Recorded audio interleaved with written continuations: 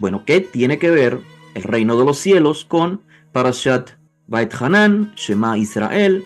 ¿Sabía usted que en la antigüedad, en los días de Yehoshua de Nazaret, Kiryat Shema, la recitación del Shema, se llamaba Ol Malchut Shemaim?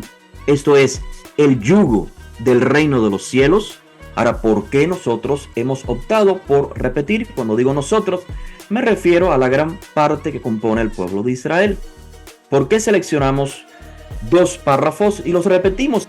Para poder ser parte del Malchut Shemaim, de un reino teocrático, tienes que ser Shefal Ruach.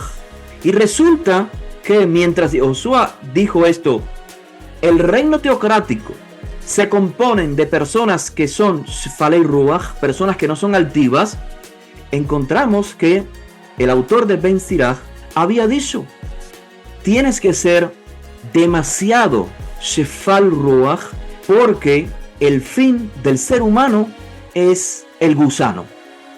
Y parece en efecto una contradicción. Así que Kiryat Shema, como ustedes ya sabrán, son palabras que no solamente recitamos al menos 2 veces al día. Cada miembro de Israel tenemos esa costumbre ancestral, sino que también los atamos a nuestro cuerpo. Como dice el texto, Vehayu letotafot beineneja, uksharatam leot al yadeja.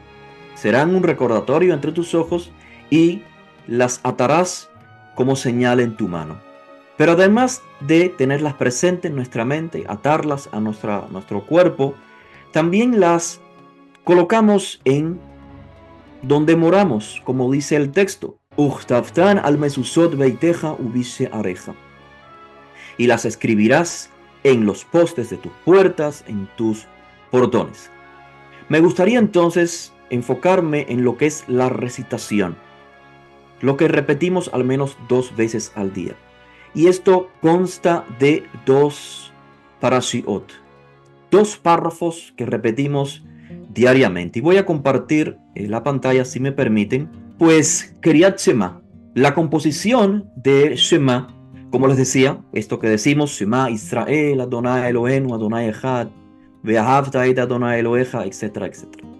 Bien, estos son 2 párrafos, como les decía, que ven en pantalla, y se encuentran en Devarim, capítulo 6, del verso 4 al 9. Ese es el primer párrafo. Y luego el segundo párrafo, como ven en pantalla, es desde el capítulo 11, el verso 13 al 21. Y seguro muchos se preguntarán, bueno, ¿por qué específicamente estos 2 párrafos?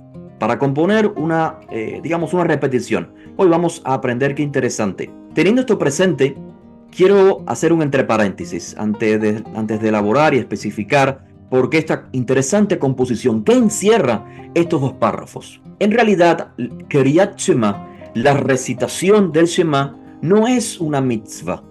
Es decir, la Torá misma, el texto, no nos ordena a repetir específicamente estos dos párrafos, sino que con esta poesía que Moisés está empleando, o vamos a decir, el autor, el compositor del texto, lo que tiene como fin es que tengamos presente todo el tiempo la enseñanza registrada aquí en el texto. Ahora, ¿por qué nosotros hemos optado por repetir? Cuando digo nosotros, me refiero a la gran parte que compone el pueblo de Israel.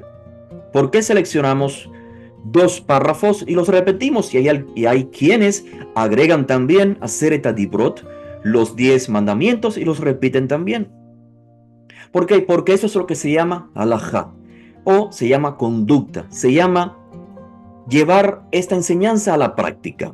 ¿Cómo lo llevas a la acción? Bueno, buscamos alguna manera de hacerlo práctico. Y esto es Kiryat Shema, esto es Tfilim, y esto es Mezuzot.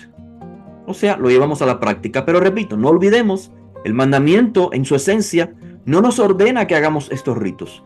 Lo adoptamos, lo creamos nosotros mismos porque son una manera de implementar la enseñanza a nuestra vida práctica. Un ejemplo, a ver, para que lo comprendamos de mejor manera.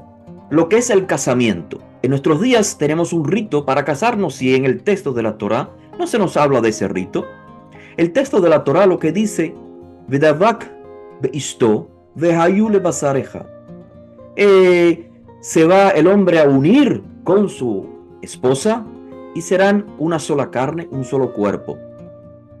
¿Cómo se lleva esto a la práctica?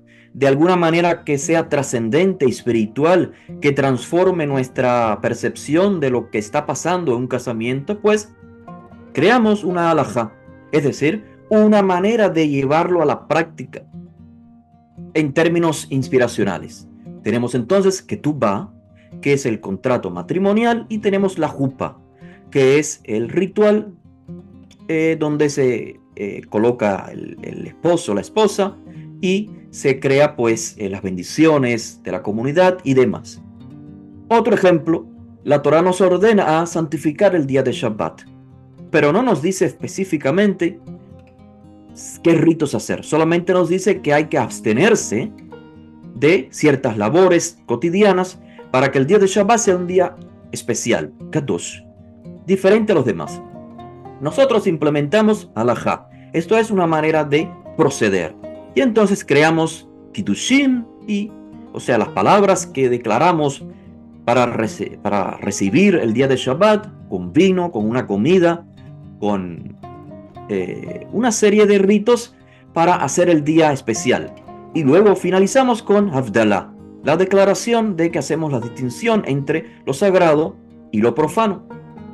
Así que de igual manera, volvemos al contexto de Kriyat Shema, la lectura de Shema. Hemos sido nosotros, quiero decir el pueblo de Israel, quien ha pues elegido de qué manera llevarlo a la práctica, qué lecturas elegir para concretar en nuestro mundo físico aquello que intelectualmente podemos guardar en nuestra mente. Sí, que Hashem es uno, que hay que amarlo, que hay que guardar los mandamientos, pero también creamos un rito. Así como dije en el caso del casamiento, también tenemos un rito. Así que para apreciar el por qué estas dos parashiot se eligieron para la lectura de Shema y aprender también consecuentemente el formato de Devarim, quiero recordarles lo que dije en la parasha anterior, cómo Moshe comienza este discurso recordándole a los israelitas cómo se les fue dado los 10 mandamientos. Comienza Hashem a hablar desde el monte Sinaí, y cuando llega al mandamiento número 10, el pueblo de Israel tuvo temor continuar escuchando las palabras y eligieron a Moisés para que éste fuese el intermediario. Hashem habla con Moisés, Moisés habla con nosotros. Como pueden apreciar, Hashem le responde a la petición de los israelitas y las acepta y le dice a Moshe, entonces está bien, ve y diles, como pueden ver en el texto, capítulo 5, el verso 27 en adelante, ve y diles, regrese cada uno a su tienda, pero tú, Moshe, quédate aquí conmigo y te daré, aquí vienen las palabras claves, la mitzvah, la instrucción, la directiva, los hukim y mishpatim, que les vas a enseñar. Así finalmente Moshe está listo para contarles de una buena vez y por todas aquellas leyes que recibió en el monte Sinaí. Y como pueden ver en pantalla, llegamos entonces al capítulo 6, el verso 1, y dice, nótese la introducción, Vesota mitzvah al-hukim ve'amishpatim. Y esta es la mitzvah, estos son los hukim y los mishpatim, que el Eterno me había ordenado que les enseñara a observar en la tierra o ponerlos en práctica en la tierra que van a heredar. Comienza en el capítulo 6, el verso 4, la primera oración de Kriyat Shema. Shema Israel, Adonai Elohenu, Adonai Echad. El verso 4. Este es el principio que Moisés elige. ¿Por qué es importante esto? Porque esta es una mitzvah, un mandamiento que apunta hacia que los israelitas establezcan la actitud apropiada hacia Hashem Yitbaraj y hacia sus leyes. Dice el texto, verso 5 al 7, amarás, bueno, la otra sección, Ve'ahavta Adonai Eloheja, etc. Tienes que amar al Eterno tu Elohim con todo tu corazón, con toda tu vida. Fíjense cómo Moshe va preparando la conciencia, la actitud apropiada para luego entregarle los Hukim y Mishpatim. Y estas palabras, o estos asuntos, o estas cosas, o estas leyes, recuerden que el término Devarim tiene un sinnúmero de significados y todo depende del contexto en que se encuentre. Estas palabras que yo te ordeno hoy, o estas leyes que yo te ordeno hoy, estarán en tu corazón, las enseñarás repetidamente a tus hijos y hablarás de ellas. Así Moshe va creando la conciencia. Y pasamos rápidamente a las notas otra vez. Todo este discurso de 3 grupos de leyes se dividen en 2 porciones que conforman el libro de Devarim. Las he llamado sección A y sección B, como pueden apreciar. La sección A se encuentra Hamitzvah, la instrucción, y corre desde los capítulos 6 al 11. Ya sabemos que el 6, versículo 1, 2, 4 en adelante es Shema Israel. Y llega hasta el capítulo 11. La sección B, que es la segunda sección de estos que conforman estos grupos de leyes, se encuentra en el capítulo 12 hasta el 26. Y allí encontramos Hukim y los Mishpatim. Y creo que ya van comprendiendo de qué se trata la mitzvah. Vamos a continuar con el resto de las notas. Y acá se los desgloso para que lo puedan apreciar de mejor manera. Podemos concluir entonces, estimados, que el encabezado de la mitzvah es Shema Israel, creando la conciencia, y luego la segunda parte corre desde el verso 13, desde el capítulo 11, el verso 13 hasta el 21, versículo 21. Y entonces se puede apreciar, como ven en pantalla, que el final del capítulo 11, en el verso 22 en adelante, confirma que el Shema encierra en sí la mitzvah, porque es lo que finaliza del capítulo 11. Fíjense, lo leo para ustedes. Al final del capítulo 11 dice así: si cumplen con toda esta mitzvah. ¿Cuál mitzvah? La que acabo de decir anteriormente, que se encuentra en los dos, se encapsula en los 2 párrafos que conforman Shema Israel, que comienzan otra vez desde el capítulo 6 y finalizan en el capítulo 11. Si cumplen con toda esta mitzvah que les ordeno. ¿Cuál es la mitzvah? Crear conciencia, amar al Eterno, seguir sus leyes, apegarse a Él. Entonces los ayudaré a conquistar la tierra.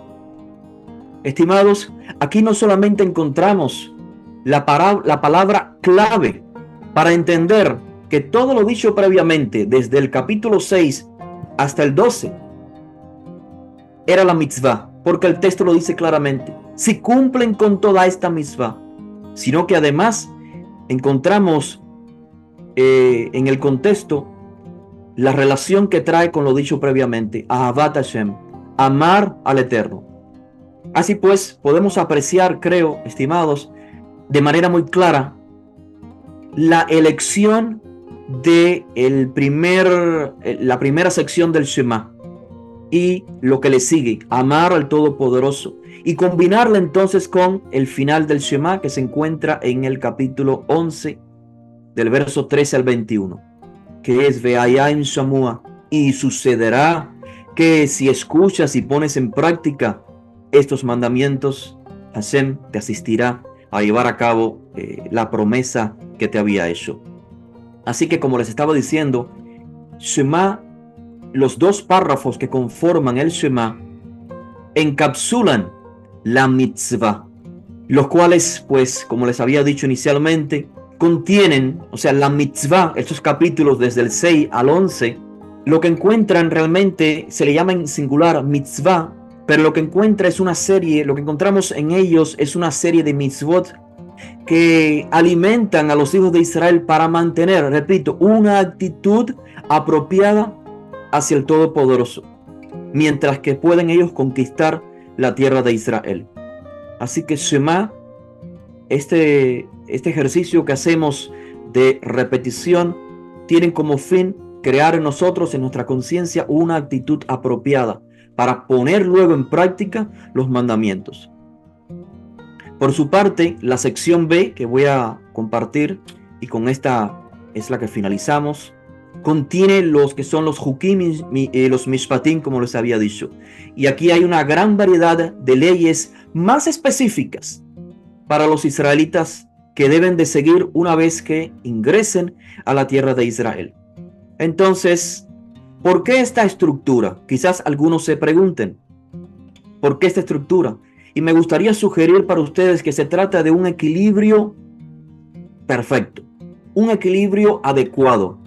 Por una parte, solo con la base sólida de Ahavat Hashem, de amar a Hashem, que se encuentra en la mitzvah del capítulo 6 al 11, solamente teniendo esta conciencia y estableciendo esta actitud hacia la divinidad, hacia la fuente de la existencia, creo que es posible entonces cumplir las leyes que le siguen. Leyes que son más específicas y que nos estructuran una vida. Por esa razón comienza con la mitzvah de Ahavat Hashem. Por otra parte, la sección B nos enseña que solamente un conjunto de leyes específicas nos permite mantener esa relación de Ahavat Hashem, esa conducta hacia la divinidad, a través de una forma de vida. Son los Hukim y los Mishpatim. Estimada familia, espero haber podido transmitirles a ustedes esta interesante mitzvah que es el Shema. Escuchar Israel, poner atención Israel a los Hukim y los Mishpatim. Pero no antes, sin partir de lo más esencial, Ahavat Hashem, que sea lo que nos motive. Si existen otros comentarios, otras reflexiones por parte de los maestros y algunos... Pues, estimados, vamos entonces a pasar a la sección que llamamos Divrei Rabbenu, que son las palabras de nuestro maestro en común, Yoshua de Nazaret, y he elegido para analizar hoy, brevemente, es un análisis breve que acotejamos después de Parashat Shavua. Estamos hablando de Toldot de Yoshua en la sección 3 y la sección 5. Y es el primero de los dichos que el autor de este texto registra. O sea, la primera enseñanza pública de Rabbi Yoshua de Nazaret es esta. Y dice así, la voy a leer en hebreo. Dice, Ashrei Shefalei Ruach Shelaem Malchut Shamaim. Eso se puede traducir de muchas maneras. Ashrei Shefalei Ruach significa benditos, felices, afortunados, bendecidos los que son Shefalei Ruach, que se traduce de igual manera de muchas formas. Los humildes de espíritu, los caídos de espíritu. Yo lo traduzco como los que no se sienten superiores ante los demás. O sea, es el antónimo de la persona altiva. Entendamos entonces, felices, bendecidos, afortunados, aquellos que no son altivos. Ahora, porque de ellos es el reino de los cielos. Perdón. De ellos es el reino de los cielos. Y usted se preguntará, bueno, sí, es una enseñanza, es un dicho muy bonito de Rabbi Yoshua, pero bueno, ¿qué tiene que ver con la Parashat Shavua? Bueno, tiene que ver y mucho. Le voy a decir el porqué.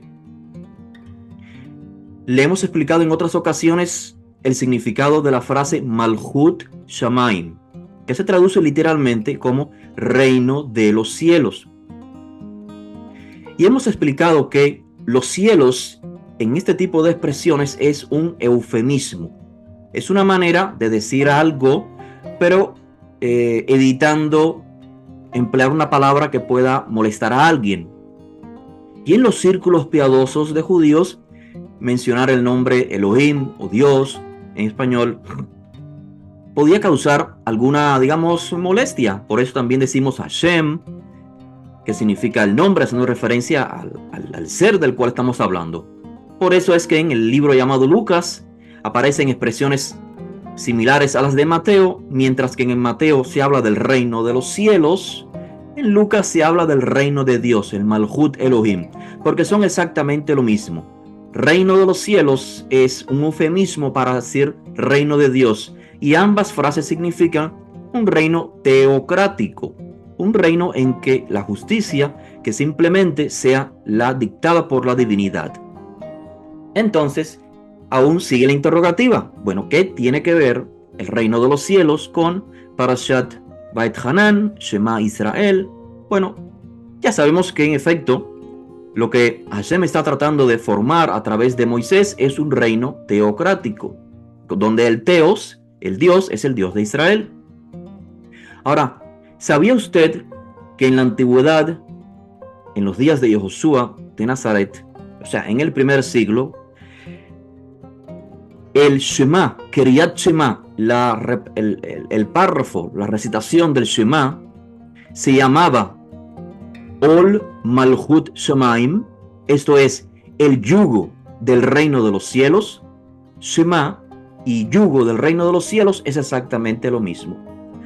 Y esto concuerda o, digamos, le da un poco más sentido a todo esto que hemos estado conversando entre todos los Haverim, respecto a por qué antes de los Hukim y los Mishpatim, por qué antes de los decretos, de las sentencias que Moisés se les va a decir a los hijos de Israel, esta serie de mandamientos, comienza justamente con Shema Israel, escucha Israel, Adonai, nuestro Elohim, Adonai es uno, y hay que amarlo con todo tu corazón, con toda tu vida, con todas tus fuerzas. Y estas palabras que te digo hoy estarán en tu corazón. Te tienes que encargar de enseñárselas a tus hijos y tenerlas presentes todo el tiempo. ¿Por qué? Porque esto es recibir la soberanía divina. Esto es recibir el yugo del reino de los cielos. No se puede servir al Todopoderoso, o sea, estructurar un reino teocrático, si previamente tú no estás dispuesto a aceptarlo.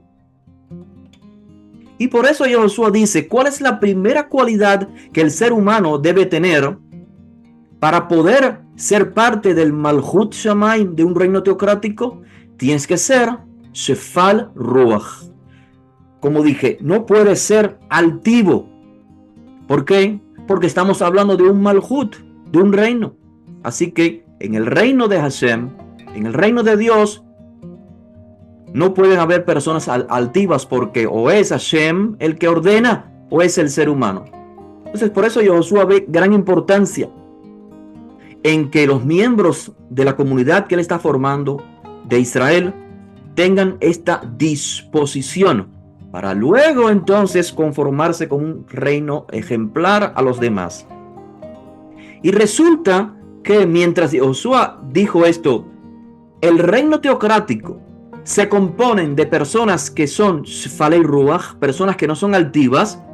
Encontramos que el autor de Ben Sirach, que vivió antes de Yehoshua, había dicho, tienes que ser demasiado Shefal Ruach, tienes que ser demasiado bajo en tu espíritu, porque el fin del ser humano es el gusano. Y parece en efecto una contradicción. Como era un dicho conocido en la antigüedad, este de Ben Sirach, tienes que ser muy bajo en espíritu porque lo que te va a tocar al final son los gusanos, a todos nosotros. Y de eso, el Rabí Levitas, que vivió en el siglo III, si mal no recuerdo, cuya enseñanza se registra en el Pirkei Avot 4:4, o sea, vivió después de Yehoshua y continúa diciendo la misma expresión de Ben Sirach. Tienes que ser muy Shefal Ruach, porque lo que nos espera después son los gusanos. Y Yehoshua le da una vertiente, le da un cambio positivo a esta enseñanza y dice, los que son Shefal Ruach, su fin no son los gusanos, su fin es Malhut Shamaim. Así que es un contraste muy interesante que hace Yehoshua de Nazaret, como diciendo, si nuestra actitud en la vida es ser Shefal Ruach, no solamente vamos a meritar el Malhut Shamaim en la tierra, sino que también post-muerte. Be'ezrat Hashem. Y esto también, este dicho de Yehoshua también nos aclara un poco el aspecto teológico de sus enseñanzas, porque en algunas instancias, reino de Dios, Malhut Shamaim, reino de los cielos, reino teocrático, parece ser, en efecto, un reino físico, ¿cierto? Donde las personas entran. Yehoshua dice que se puede entrar, que se puede ser parte de él, pero hay otras instancias en que no pareciera ser, digamos, un lugar físico, un movimiento o un reino al cual se entra. Se registró el dicho de Yehoshua que dice: el reino teocrático está dentro de ustedes. Y parece en efecto lo que se puede decir un estado de conciencia, una disposición para obrar de acuerdo al soberano. Y por esto me gustaría entonces que reflexionemos en cuanto a que el reino de los cielos inicia como un estado de conciencia. Y lo más probable es que cuando Yehoshua iniciaba sus primeros discursos empleando el término reino de los cielos, hacía referencia más bien a esto, que era más popular en sus días. Ol Malhut Shamaim, el yugo del reino de los cielos. Esto es aceptar en primera instancia, tu primera disposición ha de ser Hashem Elohenu, Hashem Echad. Mi Dios, a quien yo voy a obedecer, es Hashem Itbaraj, es el dueño de la existencia. Luego dime, ¿cuáles son los Hukim y los Mishpatim? Así que reino de los cielos en estos primeros discursos de Yehoshua es creando un movimiento que tuviera esta conciencia, con la expectativa de que eventualmente se estructura un movimiento. En efecto, los discípulos de Yehoshua que se trasladan a Jerusalén, a la capital de Israel, con la expectativa de que eventualmente todos los israelitas puedan aceptar la soberanía divina, o sea, aceptar los mandamientos.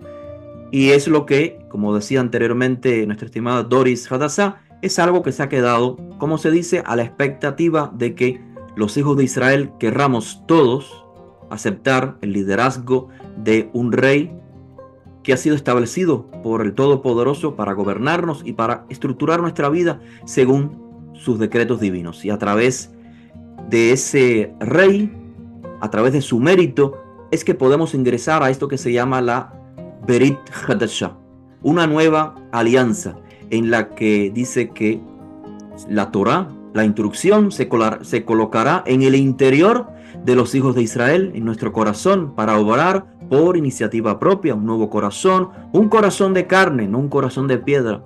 Así que quiera Hashem que estas palabras de nuestro maestro en común lleguen a lo más profundo de nuestro corazón, en consonancia con las palabras de Moisés.